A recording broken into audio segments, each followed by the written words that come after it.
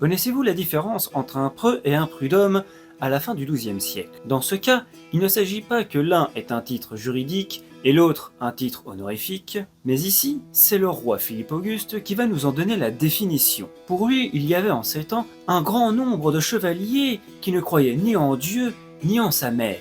Il veut bien sûr parler ici de Jésus et de Sainte Marie. On pourrait donc se dire qu'il s'agit de laïcs, mais il va continuer en précisant que ceux-ci ne craignent ni Dieu ni en ses péchés, et qu'ils sont preux en leur corps.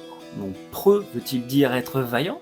En tout cas, ce qui est sûr, c'est qu'il se dit, pour les prudes, Dieu donne grand don et grande grâce aux chevaliers chrétiens à qui il permet d'être vaillants de corps et à qui il permet d'être à son service en le gardant du péché mortel, et celui qui se conduit ainsi doit l'appeler prud'homme.